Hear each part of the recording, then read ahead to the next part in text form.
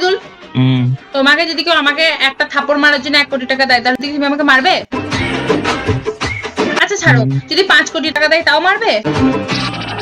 আর যদি 100 কোটি টাকা দেয় তাহলে মারবে? ফালতু দিমাগ চাটছি কেন? তোকে মারার লেগে যদি কেউ 10 টাকাও দেয় তো তোকে এখানে মেরে কবর দিয়ে দেবো। এতটাই পেরেশানির মধ্যে রয়েছে আমি। শুধু শুধু ভাও বাড়াচ্ছি কেন তো? তুমি আমাকে প্যারেশানির মধ্যে আছো? কিছু বলছি আমি, তুমি আমাকে প্যারেশানির মধ্যে আছো?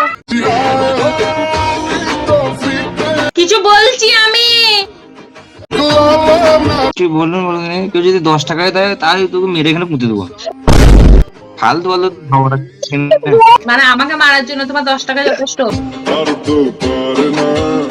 দেখো আমার মুখ খুলিও না। তুমি কি বললে? আমার জন্য 10 টাকা দিলে তুমি আমাকে মেরে কবর দিবে? তোমার জন্য যদি আমাকে কেউ পয়সাও না দেয়, শুধু মুখে বলে না যে ওকে লিয়ে তো কতটা প্যারেশানির মধ্যে রয়েছে, বিশ্বাস করো তোমাকে যদি আমি সামনে পাবো।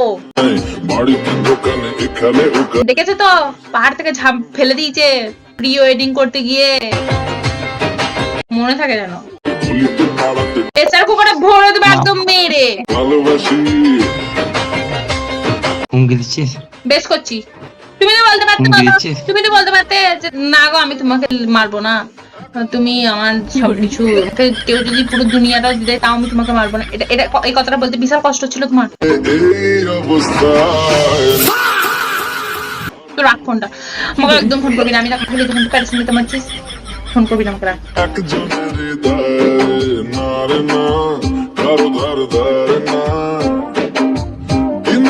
যাচ্ছে ভালোই